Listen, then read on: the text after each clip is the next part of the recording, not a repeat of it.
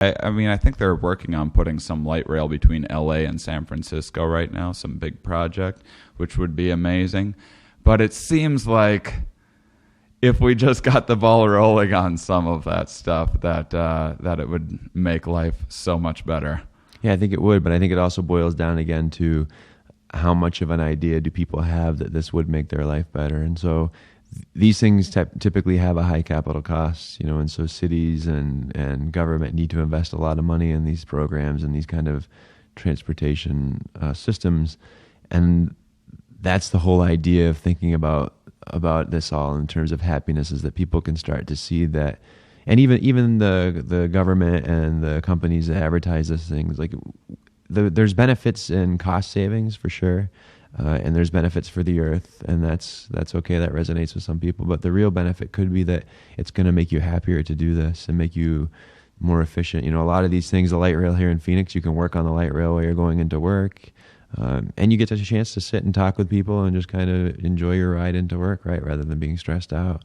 And that's one of the number one things that destroys happiness is a commute, for obvious reasons. Being alone, being isolated, all the emissions and things that go along with that. And so, the whole concept of happiness is just thinking about things in a different light, like really starting to boil it down to human-centered design rather than economic development-centered design or environment-centered design. And that's one thing I always kind of get irate about, is that sustainability isn't about saving the environment. It's about saving our own asses, right? It's about saving who we are as people, because the earth will spit us out without question if we piss it off enough. Yeah, a rock doesn't care about you. It's just, it's a rock. That's it's going to be there. That's right. Whether you are or not. Right. It doesn't care what's growing on top of it. That's exactly right. That's exactly right. So all these environmental systems that we rely on for our own sustenance, they could shift and be something completely different, and we will die off. And so I want to be very clear that the reason that I focus on happiness is because it's very much focused on people. Yeah, well, I mean, we can also try to shift just what people take pride in. That's right. I mean, people take a lot of pride in, we have the best tanks that there are, stealth bombers, Yeah, that's right. and all this other, and not even from like some anti-war, dirty hippie liberal perspective. Even just like.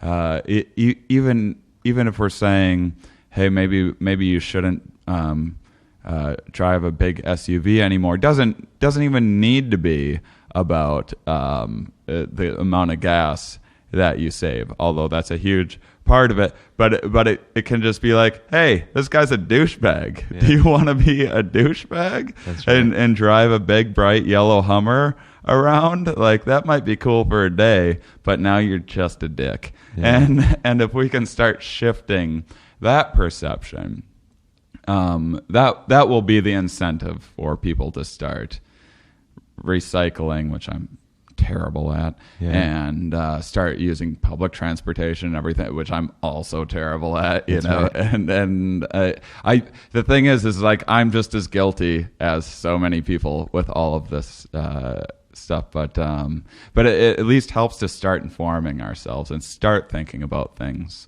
in a different way is one of the first steps anyway. That's right. Yeah, and for me, that's where it's at. I mean, that's the number one thing, is where it's at, is getting people engaged and involved and educated, and not educated in a sense where we preach and just tell them how it is or how it should be, but more showing them by example of what life could be. So